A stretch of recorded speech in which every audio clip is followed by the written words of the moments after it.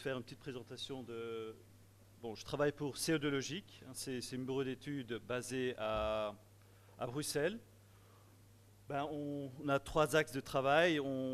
Tout commence à faire calculer les bilans carbone des entreprises, faire des analyses de cycle de vie. Par après, on accompagne des entreprises ou des organisations à réduire leur impact climatique dans tous les secteurs. Et troisièmement, on donne la possibilité de compenser leurs émissions. Et c'est dans ce volet-là que moi, j'accompagne des ONG, des structures, surtout en Afrique et principalement au Burkina et au Bénin, pour valoriser leurs projets en termes de crédit carbone. Principalement, bon, il y a ici trois partenaires avec Tipalga et le projet BKF 017 avec les ONG Rich Italia et AGET qui vont tout à l'heure aussi présenter leur projet. Avec Tipalga, c'est le Gold Standard et avec Rich Italia, le BKF 017 et AGET, c'est le plan Vivo. Et c'est ces deux standards que je vais un peu expliquer. D'abord, bon, le plan Vivo, hein, donc c'est un standard qui existe déjà longtemps. La fondation même a été fondée en 2008 à partir de l'université de Edinburgh, mais son premier projet était déjà en 95, oui, je suis de la Belgique, donc 95. Hein, et donc il s'axe sur le marché volontaire. Et c'est quand même un peu plus spécifique parce qu'il travaille, c'est surtout autour des paiements pour des services écosystémiques. Qu'est-ce que ça veut dire? Ça veut dire que les communautés qui sont impliquées dans votre projet, ben, c'est à partir de eux qu'il y a une séquestration de carbone qui se fait, ou une réduction d'émissions de CO2. Et donc, ils sont payés pour garantir ce service écosystémique. Et donc, ce qui est important, c'est que dans ce standard, et je crois que c'est le seul standard qui l'oblige, c'est qu'une partie de la vente de ces certificats Plan Vivo, hein, on parle de certificats Plan Vivo, va vers les communautés. Donc naturellement, quand on parle d'un standard, bon, il doit y avoir autour une organisation qui garantit les principes de ce standard. Hein, et il y a une comité technique. Qui vérifie tous les dossiers qui sont soumis. Donc en effet, comme j'ai expliqué, le plan Vivo est un cadre qui permet d'obtenir des certificats plan Vivo pour les communautés, pour des projets communautaires et qui sert à valoriser d'une manière à l'autre pour les paiements de services écosystémiques. Et vraiment, les communautés sont au centre du projet.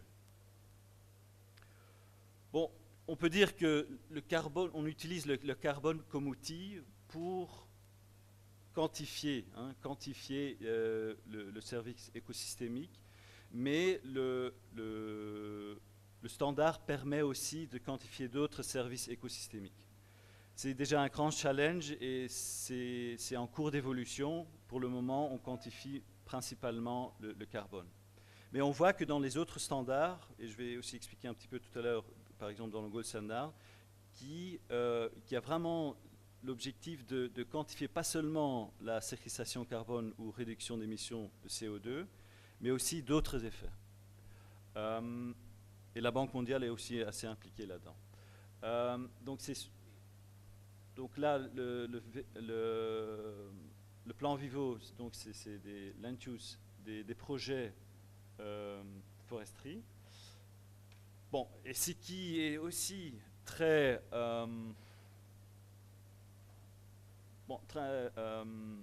important pour le plan Vivo, c'est que les coûts de transaction, bon, quand on développe un projet carbone, il y a souvent beaucoup de coûts de transaction. Hein. On doit développer le dossier, mais à côté de ça, il y a un coût pour soumettre le dossier. Il y a le CDM, bon, le MDP, il y a le Gold Standard, mais ce qui est caractéristique pour le plan Vivo, c'est que les coûts de transaction sont assez basses. Hein. ce qui permet que aussi des petites structures peuvent soumettre un dossier. Et bon, comme chaque standard, essaye de garantir une quantification crédible et un suivi. Parce que quand on parle de standard et de méthodologie, il y a 2 points qui sont très importants. Non, 3 points. C'est la quantification, comment on quantifie la séquestration ou la réduction.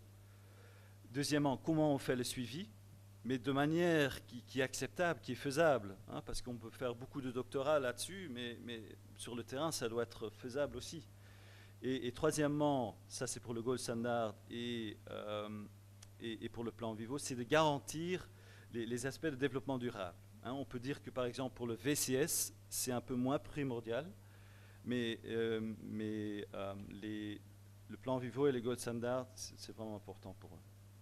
Donc ça sont les interventions éligibles au plan Vivo, donc la restauration des écosystèmes. Par exemple, le projet à partir du BKF 017 qui sera expliqué tout à l'heure, c'est la restauration des pâturages dégradés au Sahel burkinabé, où il y a une réhabilitation des écosystèmes ou prévention des écosystèmes, conversion d'écosystèmes, donc ça c'est vraiment le RED+. Et il y a aussi possibilité de soumettre des projets d'agriculture. Maintenant, il faut dire que le plan Vivo, le marché volontaire, comme Bruno a déjà expliqué, c'est déjà comparable à le marché réglementé, c'est déjà petit. Le plan Vivo a aussi seulement une petite partie dans ce marché volontaire, mais néanmoins grandit quand même petit à petit. Quels sont les types d'organisations qui peuvent soumettre ou qui peuvent être le coordinateur de projet d'un projet plan Vivo? Ce sont toutes sortes d'ONG locales, nationales. Et donc là, on voit il faut dire que le standard a été développé en Amérique latine en 1995. Donc ici, Ambio, c'était la première coopérative qui est toujours fonctionnelle. Il y a un autre grand projet au Ouganda. Et ici, j'ai ajouté les deux structures burkinabées, qu'on espère que dans quelques mois auront leur dossier validé auprès du plan Vivo. Ça c'est la phase. Ce qui est aussi caractéristique, c'est que le plan Vivo, sa manière de raisonner, c'est qu'on soumet d'abord un dossier et qu'on essaye avec une phase pilote et que on peut upscaling, donc on peut agrandir le projet de manière assez facile. La procédure n'est pas trop lourde. Maintenant, ce qui est intéressant, c'est ici quels sont les coûts, les coûts de certification, par exemple pour un projet plan Vivo. Et donc on voit que c'est quand même faisable pour des structures nationales ou des structures locales, des ONG locaux. Et certainement quand on compare au MDP et même aussi au Gold Standard. Donc il y a les différentes phases, le PIN, la NIP, le PDD et les spécifications techniques qui doivent être développées. Et donc là, il y a une revue par un comité d'experts, et au total, ça coûte $2000. Et il y a une vérification sur le terrain par un expert local. Et donc là, les coûts, ça va entre 5 000 et 12 000.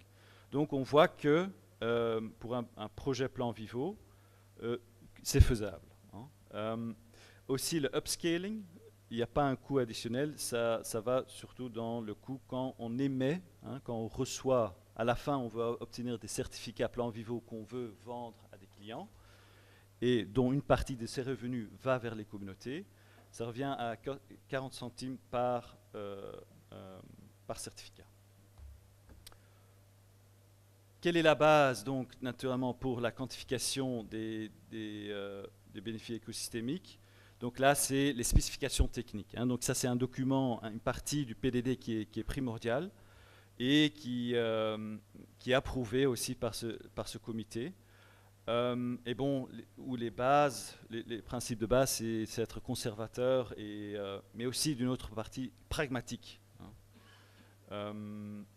Voilà. Bon, pour le moment, comme j'ai dit, jusqu'à présent, ce standard bon, grandit petit à petit, hein, et pour le moment, il y a 44 projets sur 30 pays. Ici, un petit slide sur les autres standards, donc, comme Bruno a déjà expliqué. Juste, je crois que le background de où vient ce standard est aussi important, hein. Le plan Vivo, ça vient du monde universitaire. Le VCS, ça vient du monde privé, hein. Et le Gold Standard, ça vient du monde d'ONG. Et donc, c'est clair que le plan Vivo et le Gold Standard, donc Gold Standard, le WWF et le Greenpeace et tout ça. Donc, il y a toute une stakeholder consultation qui doit toujours se faire. Et donc, que ces standards mettent vraiment l'accent sur le développement durable. Le Gold Standard, donc, en effet, le Carbon Fix a été repris par le Gold Standard, et donc, ça, c'est donc inséré maintenant dans ce standard, à différents secteurs, hein. Donc, le Gold Standard à afforestation, reforestation, hein, la foresterie, climate smart agriculture et la foresterie. Mais les secteurs de base, c'est l'énergie renouvelable et l'efficacité énergétique, et tout sur les déchets. Donc l'efficacité énergétique, là on pense naturellement, le premier c'est le projet par exemple type ALGA des foyers améliorés. Une différence aussi avec quand même le plan Vivo, là le concept de paiement pour services écosystémiques dont les communautés reçoivent une partie de la vente des certificats, ce principe n'est pas intégré dans le Gold Standard. Bon, la semaine passée, il y avait une conférence du Gold Standard et on était passé, et c'est toujours intéressant de voir les nouvelles évolutions. Et on voit de plus en plus que les standards, initialement, bon, c'était conceptualisé autour du carbone, mais que de plus en plus, on fait le lien vers result-based finance, hein, le financement basé sur des résultats, est lié. Et on fait le lien avec les Sustainable Development Goals, les objectifs de développement durable. Et donc, ils sont en train de créer un nouveau cadre, Gold Standard 3.0, où on quantifie pas seulement la réduction ou le CO2, hein, mais qu'on quantifie d'autres résultats comme l'eau, hein, le Water Benefit Credits et d'autres. Parce que la base, ils ont fait une étude, hein, il y a 1 tonne de CO2 a beaucoup plus d'impact parce que c'est assez, bon, c'est 1 tonne de CO2, bon, il n'y a pas beaucoup de personnes qui savent à quoi correspond 1 tonne de CO2. C'est quoi, bon, le vol que j'ai pris de Bruxelles à Ouaga, ça émet combien, hein? Aller-retour, c'est 2 tonnes de CO2. Et donc, dans le marché réglementé, je peux compenser ce vol-là quand j'achète 2 crédits. 2 tonnes de CO2 d'un projet, par exemple de type ALGA. Mais maintenant, on a essayé de quantifier. Mais tous ces tonnes de CO2, bon, il y a un projet derrière, il y a une histoire derrière, mais qui sont différents de l'un à l'autre, et aussi de différents types de projets. Et par exemple, 1 tonne de CO2 d'un projet éolien en Chine est différent d'un tonne de CO2 de projet, par exemple, de type ALGA. Et on a essayé à partir des assumptions, on a essayé de quantifier ça dans une étude. Et par exemple, 1 tonne de CO2 correspond à $150. Et parce que ce $150, bon, il y a une partie qui revient que le projet a un impact sur la dame, hein, la femme qui cuisine, parce que bon, elle est moins, elle respire moins le black smoke. Je m'excuse, je suis pas francophone, donc. À côté, il y a ses moyens de subsistance parce qu'elle doit moins marcher pour aller chercher le bois et des choses comme ça. Donc, l'impact d'un tonne de CO2 est beaucoup plus grand que, par exemple, pour un projet éolien. Et donc, de cela, et ça c'est mon dernier slide, le Gold Standard 3.0 hein, est en train de développer un cadre pour quantifier ces impacts. Et donc, voilà, ça c'est une photo du projet type ALGA qui a été aussi présenté à la conférence. un projet de foyer amélioré. Donc, on fait un investissement dans un projet et en retour, il y a des impacts. L'impact numéro 1, bon, ça c'est clair, c'est un VER. C'est un crédit Gold Standard VER. Mais à côté de ça, et ensemble, je crois qu'avec la Banque mondiale, on est en train de développer un cadre pour quantifier l'impact sur la qualité d'air. Et un troisième impact, c'est le gender outcome, le genre. Quel est l'impact là-dessus? Et je sais que le Gold Standard maintenant collabore avec le Luxembourg pour créer des cadres pour quantifier ça de manière uniforme. Voilà, ça c'était ma dernière présentation, mon dernier slide, mais ça donne quand même des points de discussion et je suis disponible à échanger. Merci.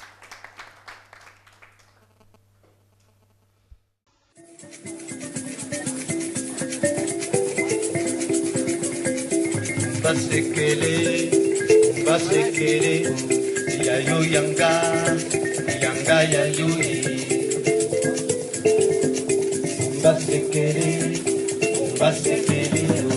yayo yanga yayo. Nalibala, basekele, yayo yanga yayo. Namakwela, basekele, yayo yanga yayo. Nabazafere, basekele, yayo yanga yayo. Namakwela, basekele,